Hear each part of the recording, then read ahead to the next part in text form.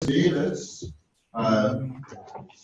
former secretary, is going to be doing a presentation here using or use lists and koha for a variety of tasks. And Chris, can you hear me okay? Oh, I lost your volume. Hold on a second. Okay. There we go. Can you hear me now? Yes. That's great. All right. Go ahead. Take it away. Thank you, Chris. I appreciate it. So I'm here, even though I'm here virtually at the conference, I've been watching it, and it's good so far. I'm enjoying it. It's a lot of great content, a lot of great presentations and whatnot. So, Chris? Yeah. Just so you know, your voice is going in and out. Do you have your headset? Let me try it. Okay. Oh, yeah.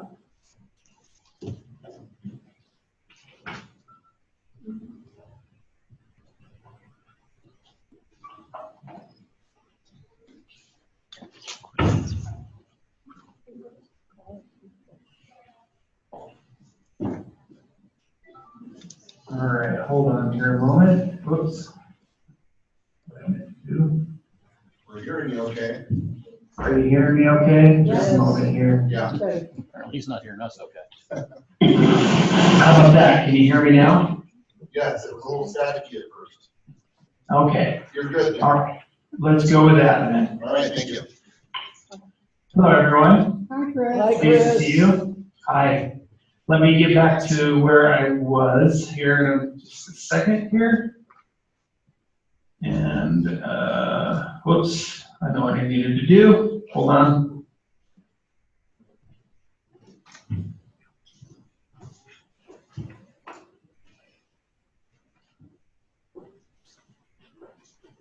And let me share this screen over here.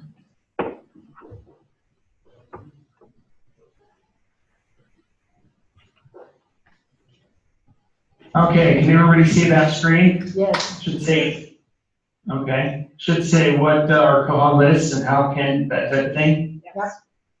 Super, so let's get into this. So koha lists, they're very helpful, very, very good to have. I don't know the history behind them, but whoever developed them, they have a lot of, I don't know, it's done good things for our library, and I think it will do good things for your library. So, first of all, I wanted to go over the outline of the presentation. I'll let you read that for a second.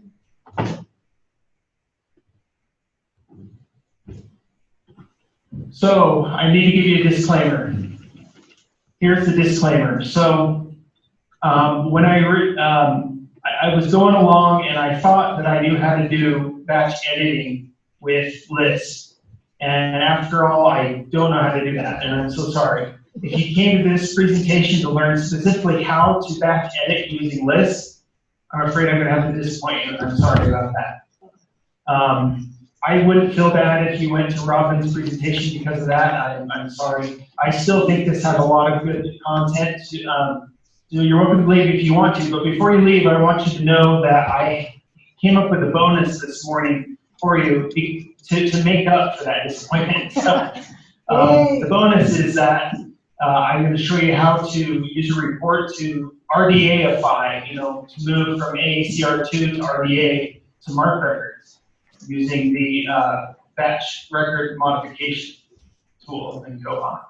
So just so you know, like I said, I wouldn't feel bad if you left, but I hope you do stay. So first of all, I wanted to go over this right here. Well, some interesting facts about koha. Okay?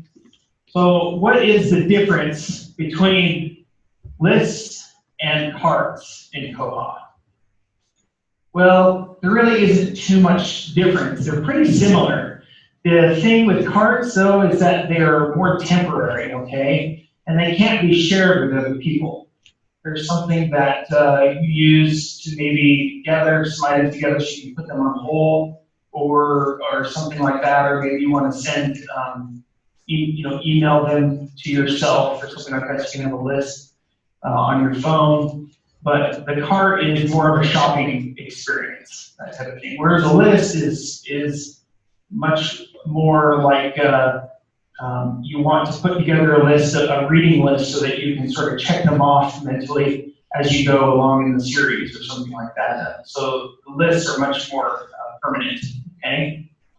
I did have one of the staff at my library ask, so why do we have lists in cart? Why don't we just have the list do the cart type of thing? And I think it really depends on what you're trying to do with this list of items, whether your list needs to be a cart or a list. So the second thing that I wanted to tell you about the difference between a public and a private list. Okay, so Koha has two categories of lists. So the private list is managed by you, and it can be seen only by you if it's private. Okay, so it's something that is more permanent, like I was saying, but I can't quite tell if the other people can add to it. I don't think that they can, but I do know only you can see it and manage it. So the public lists, on the other hand, everybody can see those buried and on the OPAC, but only you can manage it. It kind of depends. Only you can manage it, and I'll show you about the difference between adding something to a list and managing a list. I'll show you that later. So. What I wanted to tell you about as well is that there are different settings on the list, and only you can manage the settings, okay, on your list. So to do this, I'm going to switch to this guy right over here. So if you can see here, can everybody see that, or do I need to make it bigger like that? Is that better? Yes. One more, please. There you go. Okay, great. So this guy right here, this is public list. And in our library, you can see that there are many lists, okay? And in fact, for convenience sake, I'm going to change this to all lists. So we can get them all. Now, let's say that, let's see here. Let me think about this here for a second. So we have our list, and let's say that we wanted to go to this one here at the bottom that was created by Christopher Staff. That's my account, that's my staff account, called 2017 Officers. So I'm going to click on Edit.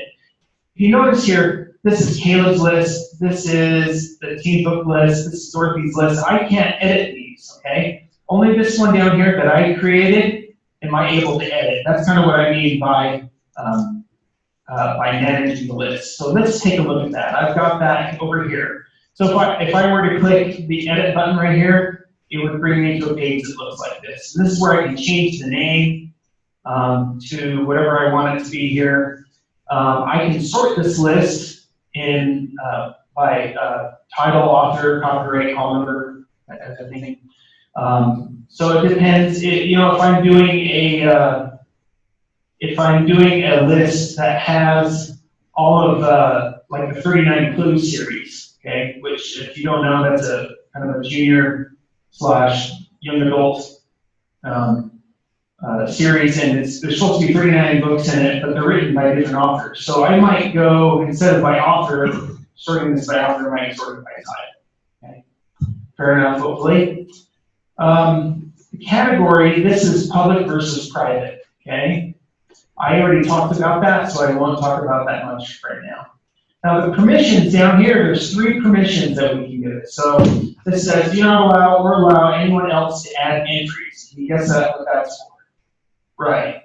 Do I want to allow somebody else to add to my list? If you're crowdsourcing these lists, that's a good option, okay? If you want it to be for you and you only, you should probably make it private, but you also should turn this off so that people cannot do that. So I'm going to click allow, that's fine.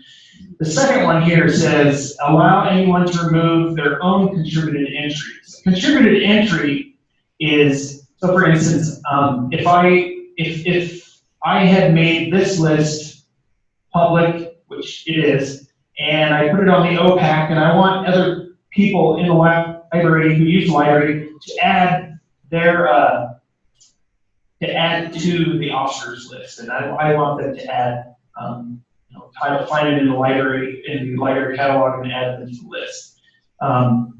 They can remove those if I click this allow versus do not allow. They can say they make a mistake, they can remove that. The one on the bottom though here that says do not allow anyone to remove or contribute titles, other contributed titles, excuse me. That means that if they make a mistake and put one on there that should be on there, I can't take it off. I'd have to go to them and ask them to take it off. Okay. Everybody understanding that so far? Do we need to review any of that? Good. We're doing okay? Yep. Great. Okay. So, super. Let's take a, let's try this out now. So, what we are going to do is we are going to take this, let's see here, here it is. Oscars list. So this is our OPAC, what it looks like. Welcome to the basic libraries. So I'm going to click on this up here in the upper left corner where it says 2017 Oscars. And I shouldn't have very many items in here. I think I only have 3 or 4. But there were more than 3 or 4 movies that were nominated for the Oscars. Okay. So here's this here. Let's see if we can add some other ones. One thing that you need to know is you need to be logged in. As you can see, I'm logged in here. This is my patron account, Mr. Christopher Gary Davis. So I have 2 accounts here. I will try to specify it so you don't get lost. The staff account is my staff. I'm sorry, the internet part of Koha is the staff account, and this over here is my personal account. So the first thing or the second thing that I'm going to need to do is I'm going to need a list, okay? A list of the Oscars. So what I'm going to do, hold on, I just got to, okay, here we go. I'm going to bring this over here, and I know that there's a list on Wikipedia.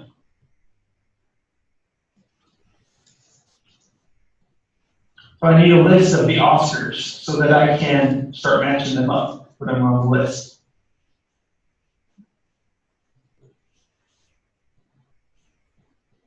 '89 Academy Awards. Okay.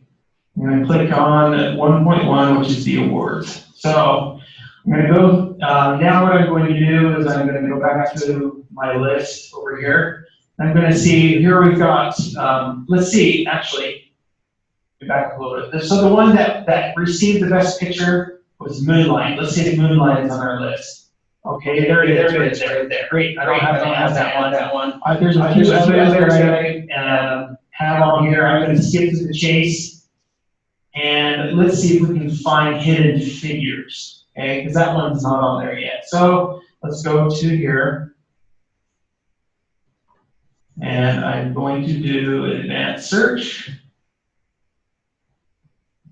And I'm going to change this to title phrase. This is just how I like to search.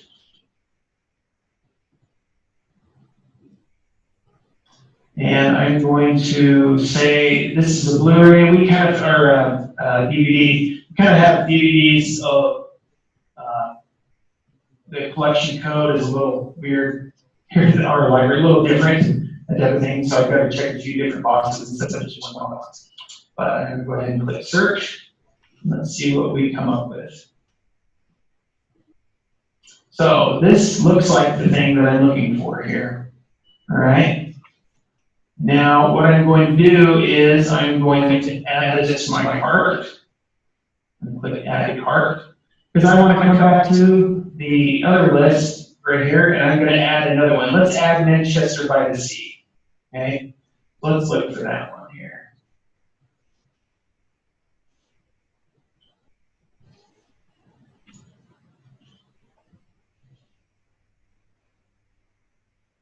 And here's this one. So I'm gonna add this one to my cart too. And let's pretend that I accidentally added this one. So now I've got 3 items in my cart. Remember, I can do this because I'm logged in, okay? I mean, you can use the cart feature without being logged in, but this next step, you would have to be logged in. So I'm gonna open my cart, and here's these items. And I'm gonna select all of them. And I'm gonna click this one right here. Can all y'all see that? No. Here you go. It says add to a list, okay? So I'm gonna click on that, it opens a new thing here, and I'm gonna say, it's gonna ask which list you wanna add it to. So I'm gonna say 2017 Oscars. Now it adds it to that list. And I can empty and close my cart now. Remember the cart's a temporary one, right? Kind of a throwaway, okay. So, let me fix this so that you can see it better. Okay, great. So let's pretend that I'm done. I ran out of time. I was just putting these on my on this list during my lunch hour, and I ran out of time. So I'm going to go ahead and log out. And let's pretend that we're switching roles here. Now I'm Christopher the librarian instead of Christopher the patron. And I'm going to come down here and I'm going to say, I wonder what our 2017 Oscars list looks like. I'm going to click on that. And I go through here and I see, oh yeah, arrivals. Okay, Fences, Hacksaw Ridge, great. Hell or High Water, Hidden Figures, Longford. Wait, what's this Longford? What's going on here? I got to get rid of that one, so I'm going to check the box to the left of it. I'm going to click this box right here, this button that says Remove Selected. It's going to ask me, are you sure you want to remove these items from the list? I'll say yes. Good thing it asks. However, what's this problem here? No record was removed. Does anybody remember why? You're not the owner. I'm not the owner. Well, actually, I am the owner, but I didn't add Longford to the list, did I? And since I didn't, and if you remember here, do not allow anyone to remove their contributed entries. That's why I can't remove it. So I would have to go back to tell Christopher the patron, please remove this item. Or I can sort of do a workaround, okay? So what I'm going to do is I'm going to bring this up, and I'm going to say allow. So I'm going to sort of temporarily do this so that I can remove that item. So I'm going to select all there so that I can find my list because it's way down at the bottom. I'm going to click on it. All right. And if I'm going too fast, everybody, please let me know. You know, I get carried away sometimes. Longford. Let's try it, okay? I'm going to check the box to the left of it. I'm going to go up to this button that says Remove Selected. It's asking, are you sure you want to remove these items from the list? Yes or okay. No record was removed. Okay. That's a little weird. Why isn't it working? That's not the way I rehearsed it. Sorry. Hold tight here while I fix this. Edit. Do not allow. I'm going to say allow and save. Great. So now I'm going to go back to the list, and it should let me do this. Okay. So click on the name of the list. Let's go down to Longford. Check the box. Let remove selected. Are you sure you want to? I'm going to say yes. Ta-da! Now we have it. This item has been removed from the list. What I want to do now is I want to edit this list. I want to change it back to the way it was. See, I'm curating this list. I'm vetting it. I want to make sure that it does have the ones, the movies that were nominated and not the others. And so that's why I'm not letting other patrons take other patrons.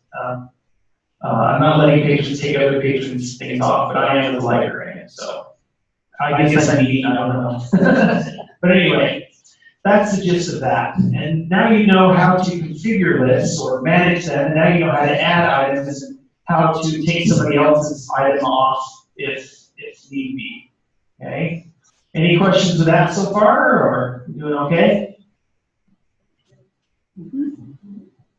Okay. Chris? So, yeah. Question.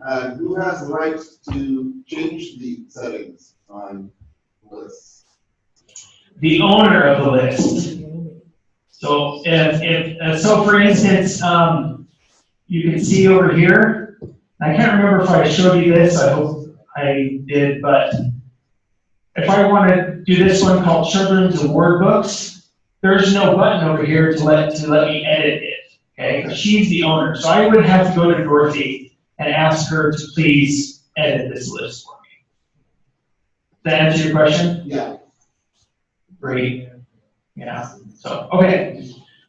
Super. So let's move on to Reader's Advisory. So we were right here on this, Reader's Advisory. So we did some facts about the list. Now we're going on to Reader's Advisory Services. Who knows, or maybe I should say, who doesn't know what Reader's Advisory, what does that mean? Anybody? Helping people figure out what to read next. Exactly, exactly. So let me ask you some of these questions, and you can tell me if you haven't heard a question like this, maybe not these specific questions, but if you haven't heard a question like this, then I'll send you $5. So a parent comes in and says that they're looking for a list of books for their third grade student, or maybe somebody's looking for a list on a particular topic. Okay. Maybe you are a school library or you serve a lot of school libraries and somebody's doing a topic on water conservation or something, or a report on water conservation. You can create a list for this, okay? Maybe there's a particular instructor's course, so you're an academic library and there are course reserves, I understand that, but you can use this list so that people can come in and look at the list and see if things are checked in before they come to the library. They can look at the list at home.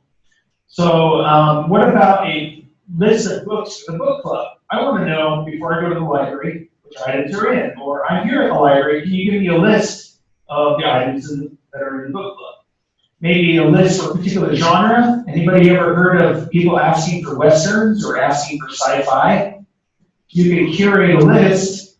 A list of sci-fi books or of award books, the Nebula Prize or something like that. Okay, so can you see why Reader's Advisory, how this would help Reader's Advisory? Yep. Hopefully you can. So let's go ahead and take a look. Now these lists, I want to point out that as far as Reader's Advisory goes, these lists are useful not only for patrons to use, but for staff to use. If you've got this parent coming in asking for a list of third grade books for their third grader, and instead of quickly putting together a list that takes 10 minutes together, you can grab a list of 20 or 30 books, print it out for them, they leave happy within 2 or 3 minutes, and you're good to go. And you can show them right on the OPAC how to do it, so they can print it too. So what I'm going to do is I'm going to switch to this over here, and we're going to go to my library's website, okay? So we want to find materials or log into our account. So I'm going to click on that, and it jogs us down to here. And right here I have this section called Book Lists. That's what that's about, right? So I'm going to click on Children's Award Books. And what I did is I actually made all these links go to the same place. It just worked out better that way on the website. But I'm going to click on that. It opens up an OPAC page. So koha-US here. And I'm going to go to the C's, because it says Children's Award Books. So there in the C's, there's Children's Award Books. Great. 139 items. That's pretty good. I don't have to put that together because Miss Dorothy did it. Bless her for that. So here's my list here. And I can sort this by title or by author, etc. That kind of thing, okay? Concerning sorting, I'm not sure if you remember in the other list, the Oscars list, if you notice it, Moonlight, which won the Oscar, was not at the top, followed by the other nominations. It's only sorted alphabetically. Right now, that is a limitation of the koha-US software list. That's one of the limitations, that you can't sort it by another criteria other than copyright date or author or title or something like that. I was hoping that you could do it by the order in which you added the item in the list, but we'll let you do that. I guess that's both good and bad depending on how you look at it. So, but let's say that that patron then says, okay, I want you to print this list out for me. I'm going to click this button here that says print list. And lo and behold, what does it do?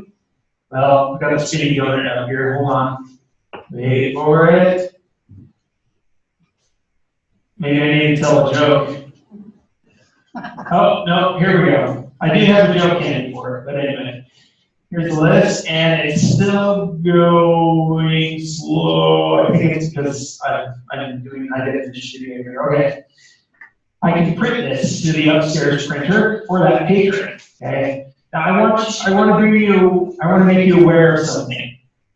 There's a little bug here, and I haven't checked Bugzilla to see if it's in there. I'm sorry. I don't think it is. But I noticed that it works great in Firefox, but if I were on Google Chrome, this print button sort of opens a new tab for a few seconds, and then it closes the tab. I don't know why, but if you're going to print that list, you might just want to do a Control P or something like that, because if you're using Chrome, Google Chrome, and I don't know why Google Chrome does that, or maybe it's just at our side though. But anyway, that's a great way to print the list. I can also go to the list if I were in the staff interface, and I can send this list to them. Let's say that they just want to have a list on their phone, so they can walk through the staff to get the books while they're third graders at story time. I'm going to click Send List. This button right here is at the top of the list. Okay. It's going to open this window so I can put it in an email. dgdavis@uinta.utah.gov. Comments. Here's your children's awards list of books. And click send.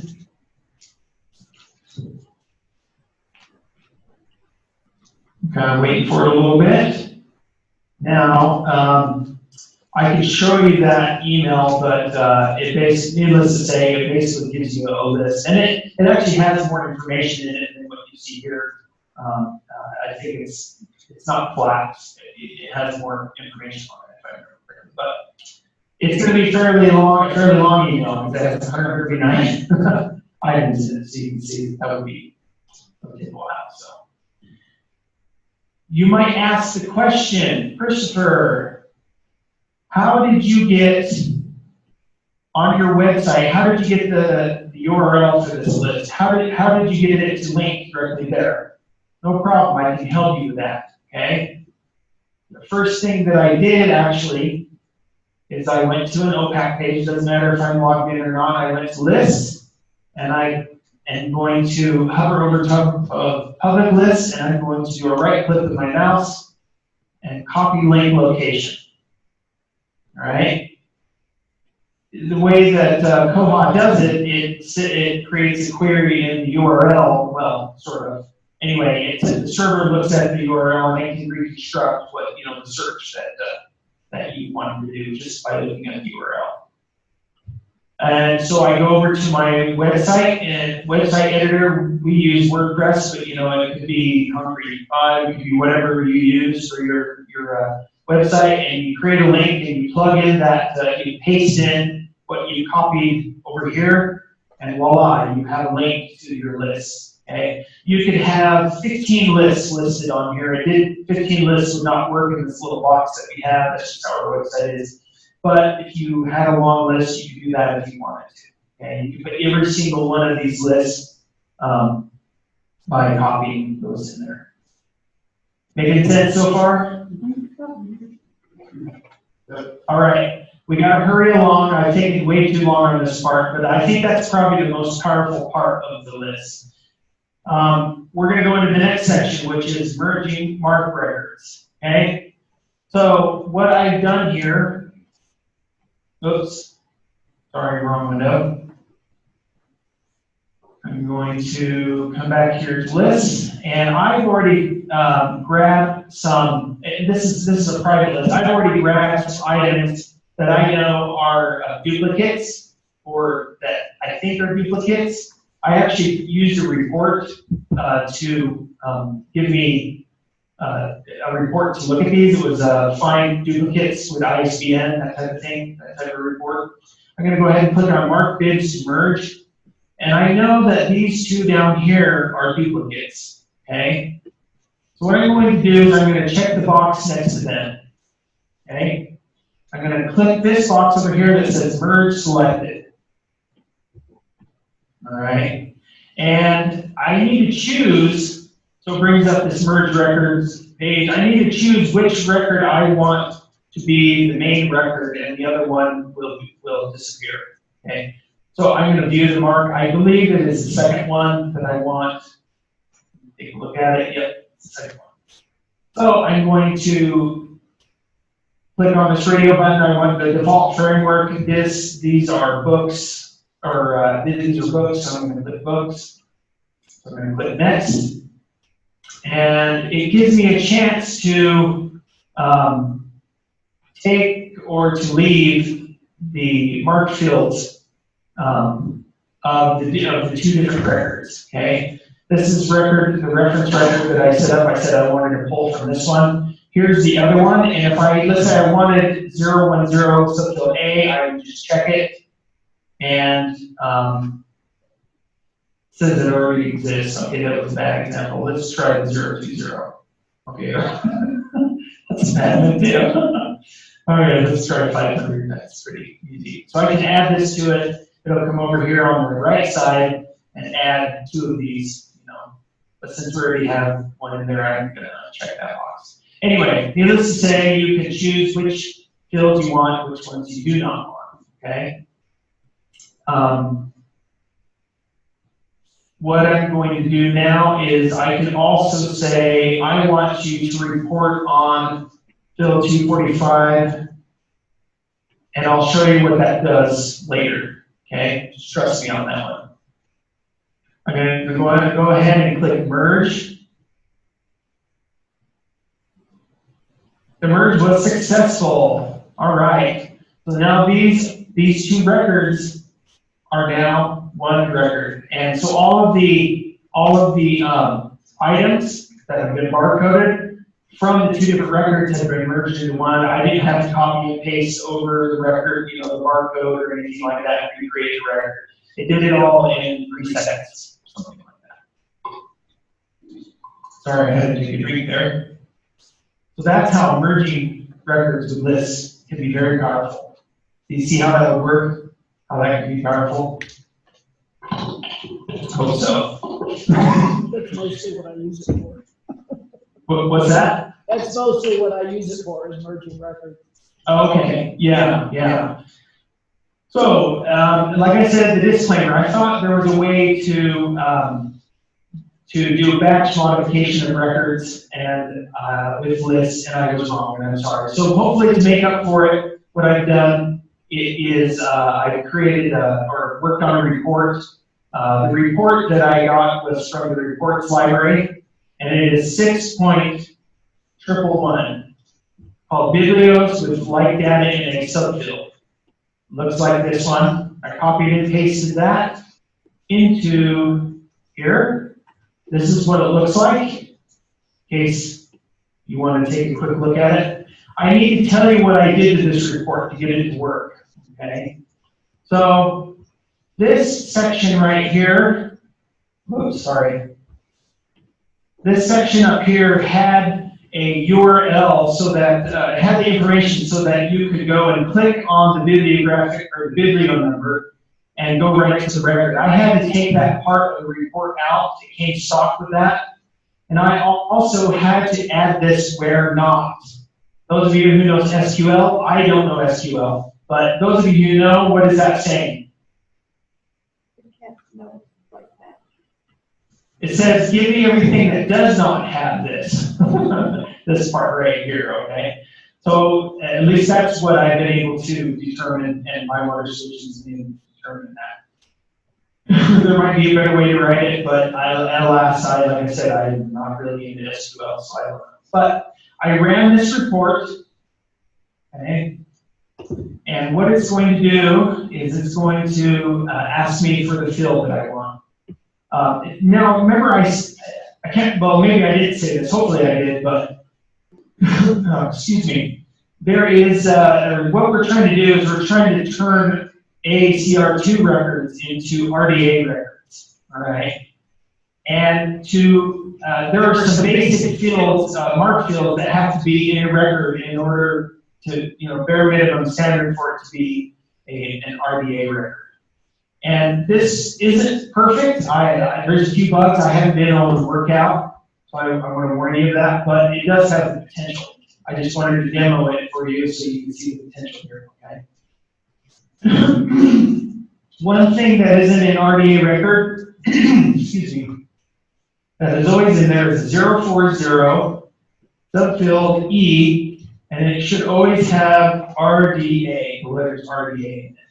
I'm going to run the report. Now this might take a little while because we have a lot of AACR2 records in our catalog. So let me tell you a joke. So ask you a joke. What do you call a house fly that has lost its wings? A walk. Yeah, thanks, Christopher. Okay, let's take this one right here, okay? It says, who's sorry now? This is video record number 1. Okay? I'm going to copy this in. The reasons why I had to well, you know what, we don't have time to go over that, sorry. But basically what I suggest that you do if you're doing a large number of these is that you click download, comma separated, you open the CSV file in a spreadsheet application, such as OpenOffice Calc or LibreOffice Calc, and you select this column here for the video numbers, because what you have to do is you have to come over here to More and then Tools, and come over here, we go to the middle column, batch record modification, and you're going to copy that first column because it's going to ask you to put a record number in here, okay? Oops. I forgot to, well, I do know it's number 1, so I'm not going to copy number 1 because I know it was record number 1. Now, in order to do this, you have to have a mark modification template set. You have to do this beforehand. So it looks like I messed up. I forgot to show you that beforehand. I should have followed my outline. I'm sorry. Let me show you how to do that really quick. Cancel. I'm going to go again to Tools. That's where we are right now. I'm going to come down here to Mark Modification Template. Some of you catalogers or other people might recognize these. There are a few different ones that I have here. I'm going to, like it says there, RDAify pre-existing mark records. So I'm going to edit actions. And it gives me a number of steps that I can do. So in order for it to be an RDA record, it has to have a 040 subfield E. We have to move the 260 into the 264s, that type of thing. Okay. It has to have a 336 subfield 2, 336 subfield A.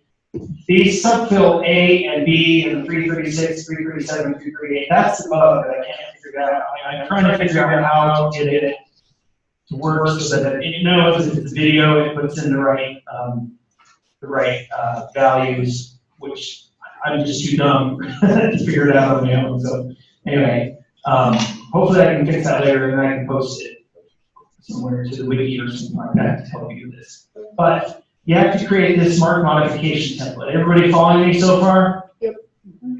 I know I kind of jerked you around there for a second, but okay. So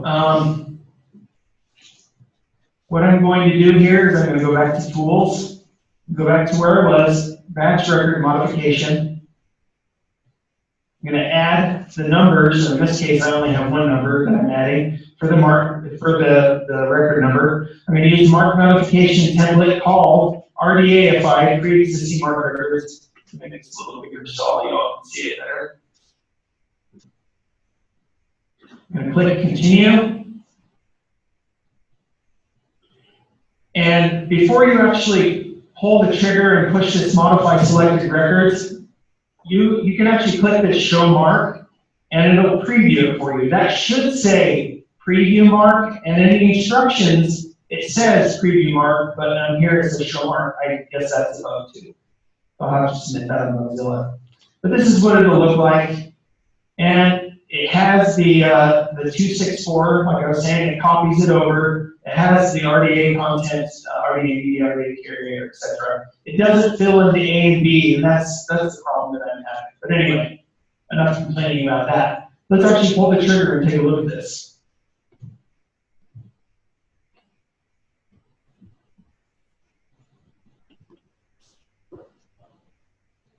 So let's click on this. Here. Click on that. I'm going to go to the mark view. And indeed, there's subfield E. It says RDA. I'm going to go to here. There is 264 A, B, and C. And there's our 300s. I would have to go through and add these anyway. Oh, got to stop talking about that. It bothers me. So, what I'm going to do here is I'm going to stop sharing my screen. And I'm going to ask if anybody has any questions. We only have like 2 minutes left.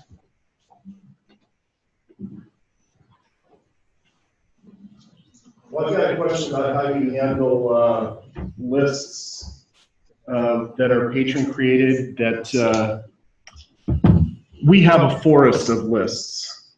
Oh, yeah, okay. Yeah, we have. I would say maybe 200 or 300. And so it makes it hard for patrons to do anything with them because it's impossible to find lists because they've been around for so long. Patrons in Express have been able to build these lists for years, and staff have built some. Many of them have. My favorite is one called Books I'd Like to Read, and it has 0 items in it.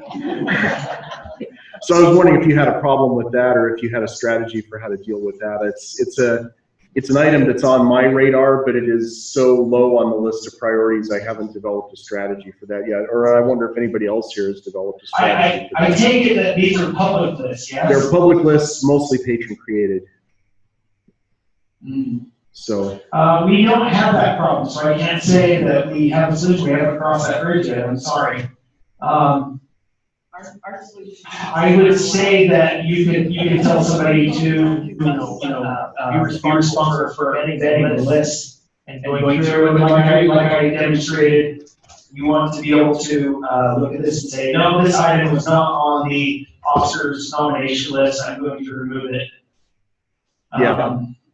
Anyway. Well, I just thought I'd ask, since it looks like you guys are doing a lot with lists, more than what we seem to have been currently curating, because it's just been a long time that people have been building these things. So yeah, I can't say we've done that, and I exaggerated that. We haven't been using them as much. We've been started. We just started a campaign sort of with our staff talking about it, and I've seen some ads up on an ad on the library telling patrons, hey, you can make this list and stuff like that.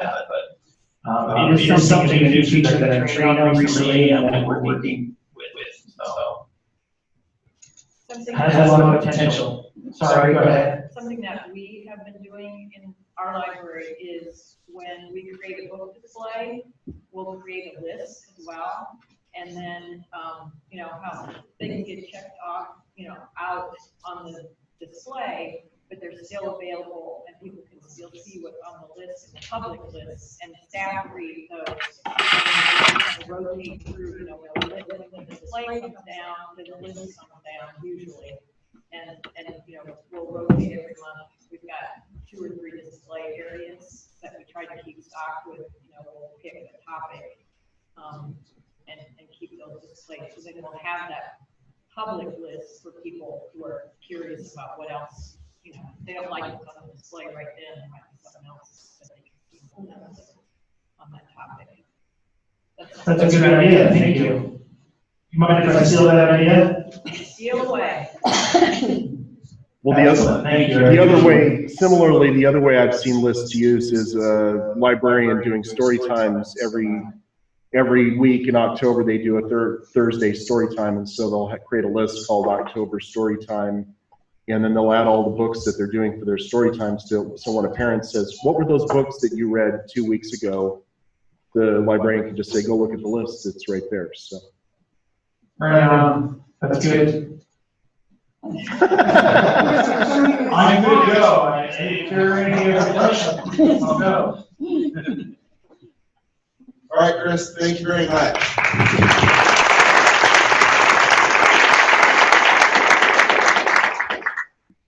Bye, everyone. Bye. Bye.